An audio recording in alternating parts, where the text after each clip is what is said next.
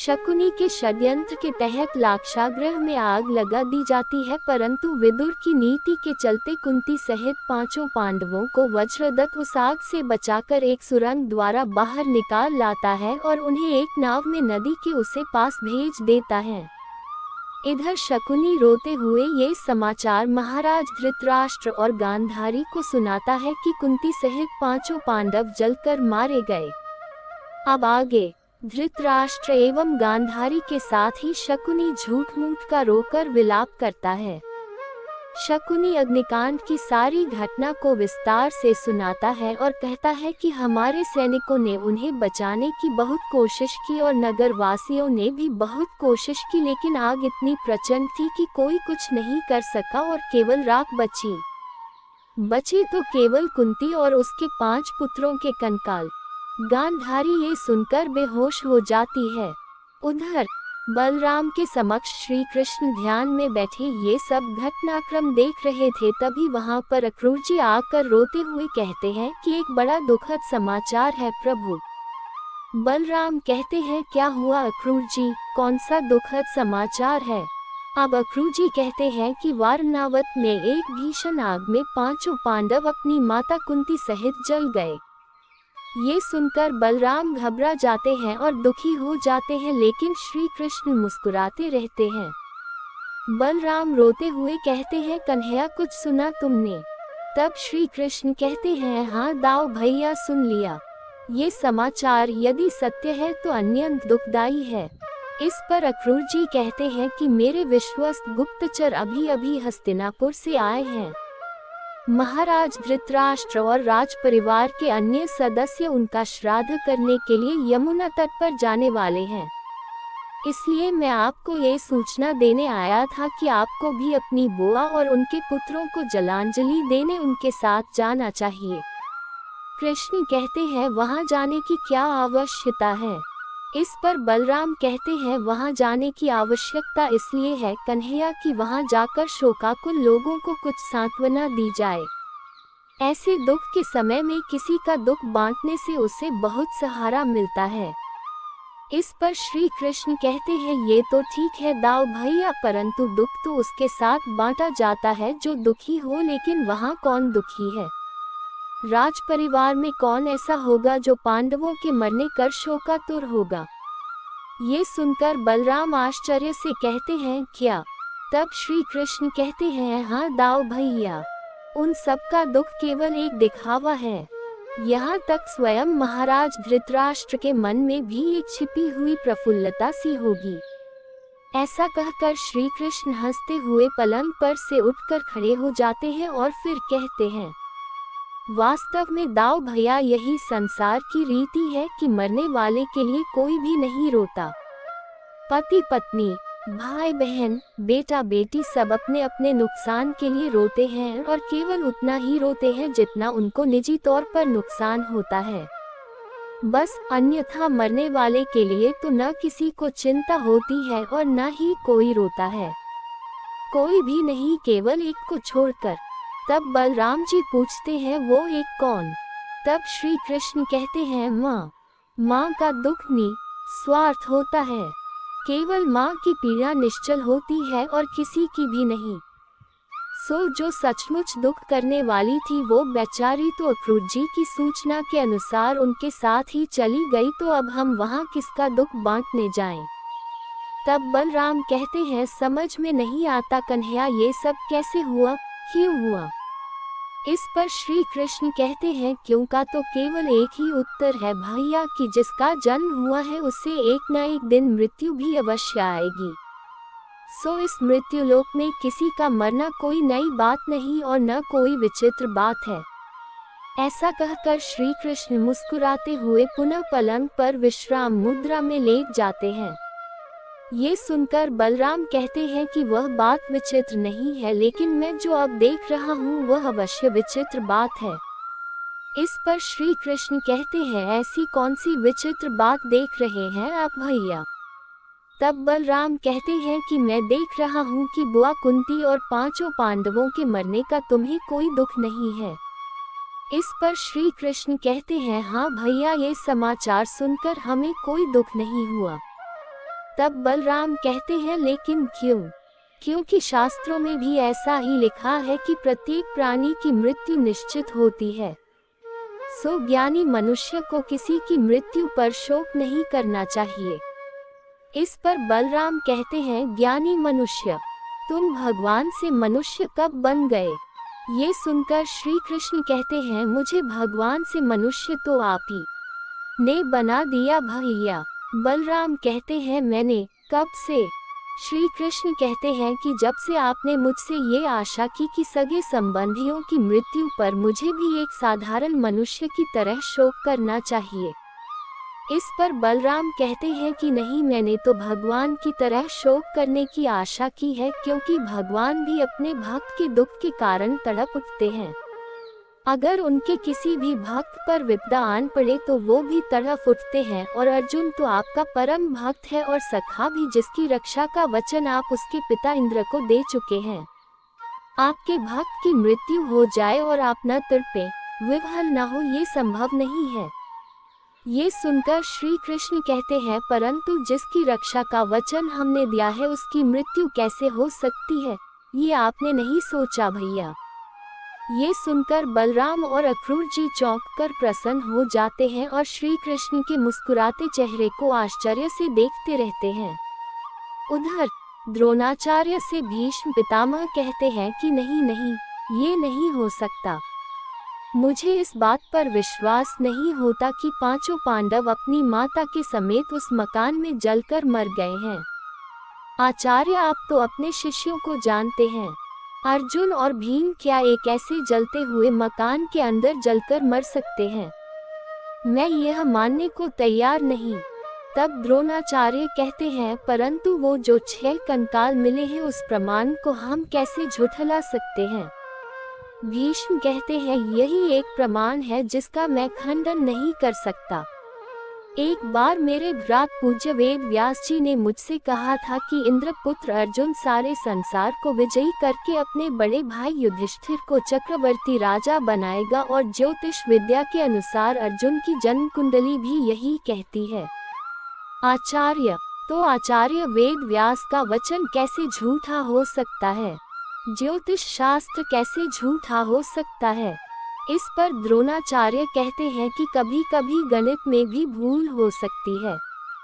दोनों में देर तक इस पर चर्चा होती है और बाद में भीष्म कहते हैं कि हाँ, ये हो सकता है कि उन्हें भोजन में विष देकर पहले मार डाला गया हो और उसके बाद उस मकान को आग लगाकर जला दिया गया हो। द्रोणाचार्य कहते हैं, हाँ, ये सत्य हो सकता है। तब भीष्म कहते हैं, कितना भयंकर षड्यंत्र रचा गया होगा, कितना भयंकर षड्यंत्र। परंतु विस्मय की बात तो यह है कि विदुर के गुप्तचर विभाग को भी इसका पता नहीं चला। ये सुनकर द्रोणाचार्य कहते हैं, जो कुछ भी हुआ उसका परिणाम ये होगा कि अब दुर्योधन को युवराज बनाया जाएगा। तब भीष्म कहते हैं, हाँ, और अब हमें उसे स्वीकार करना होगा। उधर दुर्योधन और शकुनी इस घटना पर जमकर खुशी मनाते हैं। बाद में भीष्म पितामह विदुर से कहते हैं कि मैं तुमसे एक ही सीधा सा प्रश्न पूछना चाहता हूँ विदुर, कि क्या सचमुच वारणावत में आग लगने से पांडवों की मृत्यु हो गई है, या क्या वारणावत के उस मकान में आग स्वयं अपने आप लग गई थी?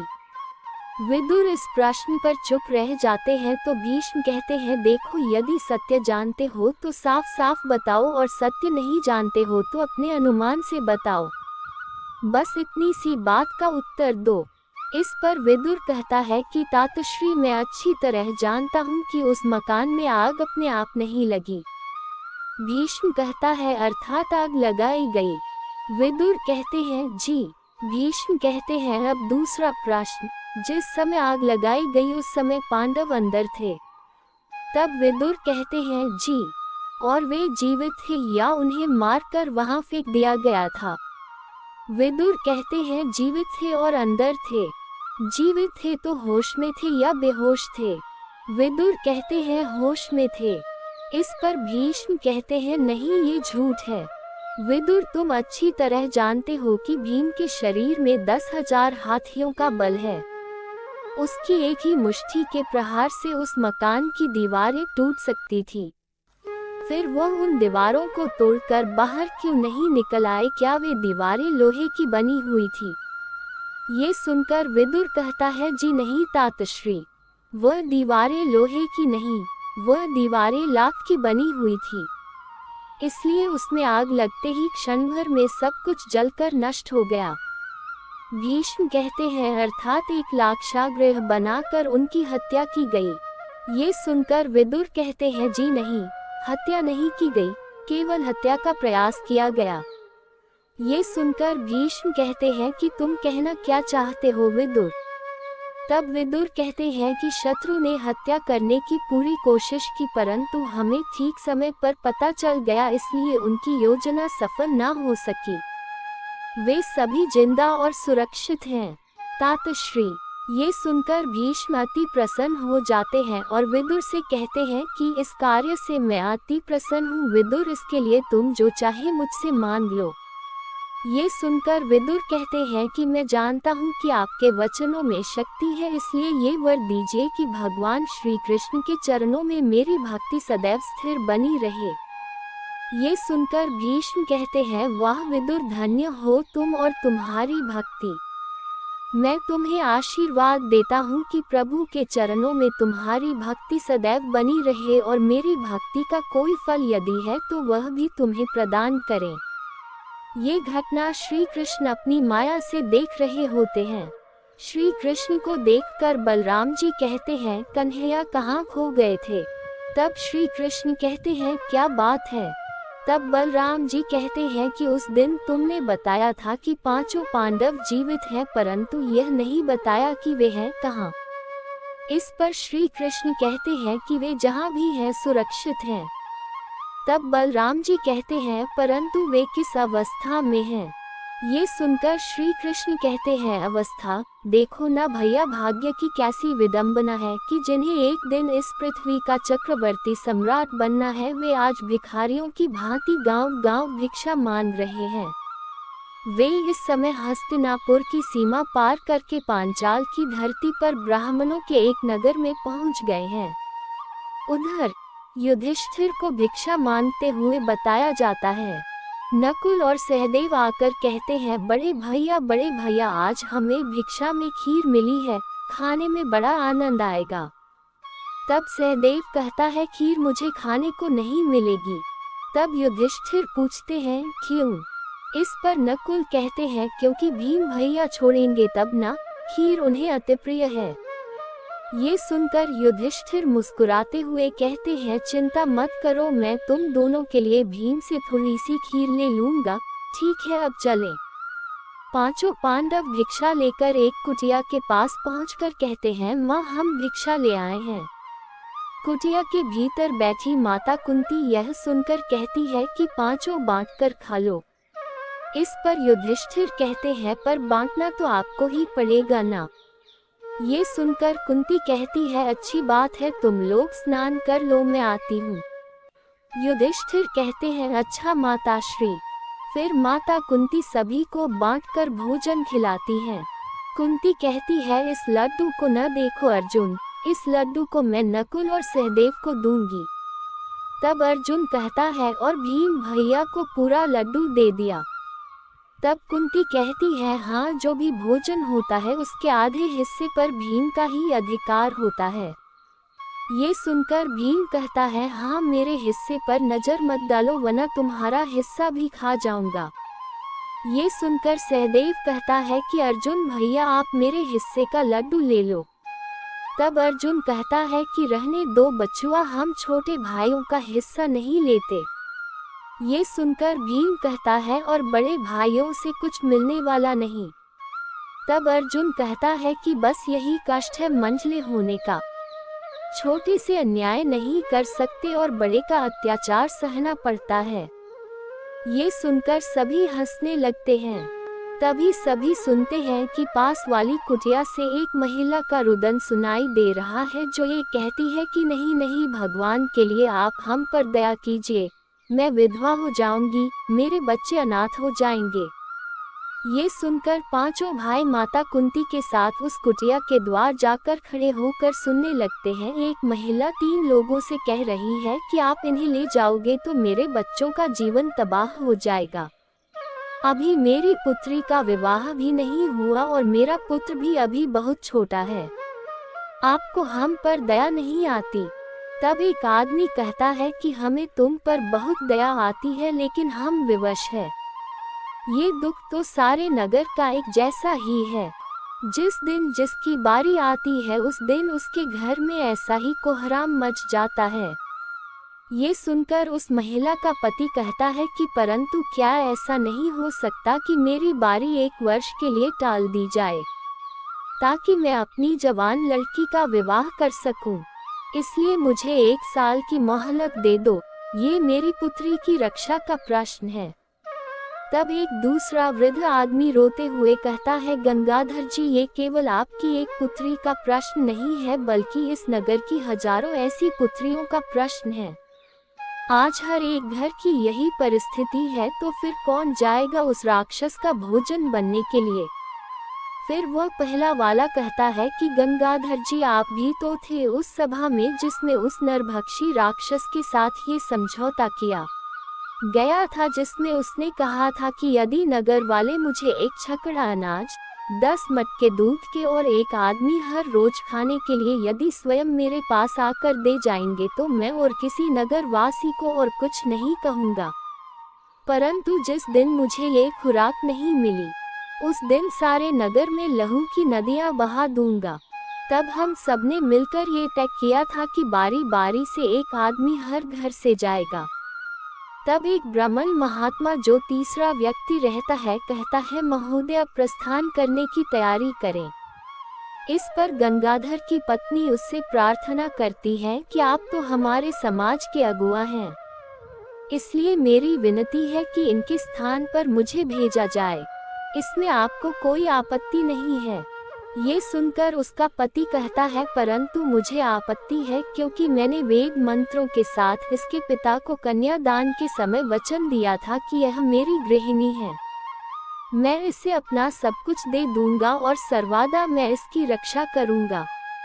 अतः मैं अपने लिए इसका बलिदान नहीं कर सकता, ये धर्मविरुद्ध है।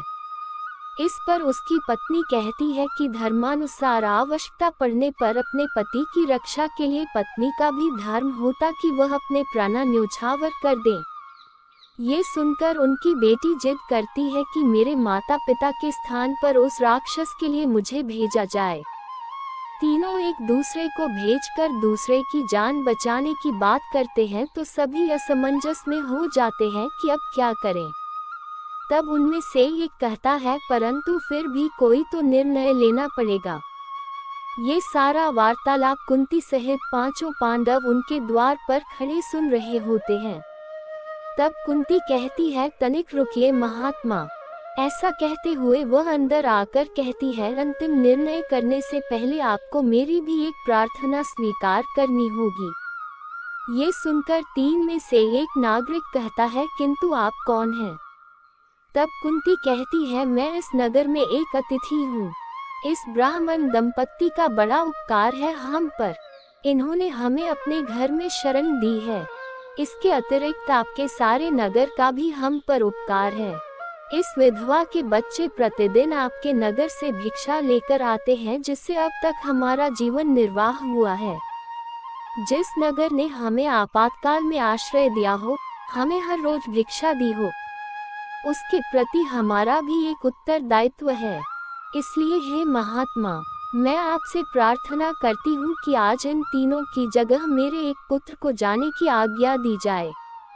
ये सुनकर गंगाधर कहता है, नहीं नहीं, ऐसा नहीं हो सकता। शरण में आए शरणार्थी को अपनी रक्षा के लिए संकट में डालना ऐसा क्रूर पाप है जो परम निंदनीय है। मैं अपने तुच्छ स्वार्थ के लिए अपने अतिथि के प्राणों का नाश कराऊं, ऐसा कदापि संभव नहीं। ये सुनकर महात्मा ब्राह्मण कहता है, देवी गंगाधर जी ठीक कहते हैं। अपने स्वार्थ के लिए अतिथि के साथ विश्वासघात करना जघन्य पाप होता है। हमारे नगर के किसी बच्चे ने भी यह नहीं सीखा है। ये सुनकर कुंती कहती है, और हमने भी यह नहीं सीखा कि किसी के उपकार के बदले किसी की सेवा किए बिना उस स्थान को ही छोड़ दिया जाए। इसलिए मैंने आपसे प्रार्थना की है कि आज मेरे एक पुत्र को उस राक्षस के पास जाने की आज्ञा दी जाए। तब एक वृद्ध बोलता है कि आप कैसी माता है जो अपने ही पुत्र की बलि की बात ऐसे कर रही हैं जैसे। कुंती बीच में ही रोककर कहती है, जैसे कि मुझे मेरे पुत्र की कुछ चिंता ही नहीं है। परंतु हे विप्रवर, जब आप ये जान जाएंगे कि मेरे पुत्र में क्या गुण है तो तब आप ऐसा नहीं सोचेंगे। इस पर एक व्यक्ति कहता है, अर्थात उसके पास ऐसा क्या है? तब कुंती कहती है, एक मंत्र है। हाँ, उसके पास गुरु का दिया हुआ एक मंत्र है जिसके द्वारा वह किसी भी राक्षस को हरा सकता है अथवा मार सकता है। इसलिए मैं आपसे कहती हूँ कि मेरे पुत्र के जाने से इस नगरी का संकट ही सदा के लिए हट जाएगा। सभी सहमत हो जाते हैं और भीम को भेज दिया जाता है। राक्षस भीम को देखकर हंसते हुए कहता है, आ गया, आ गया। ऐसा कहकर वह अपनी गुफा से बाहर निकलता है तो देखता है कि भीम एक छकड़े में दूध के मटके और अनाज लेकर खड़ा है। भीम एक मटके हो उठाकर देखता है और कहता है, खीर, आह खीर, वाह, आज तो आनंद, परम आनंद आ गया।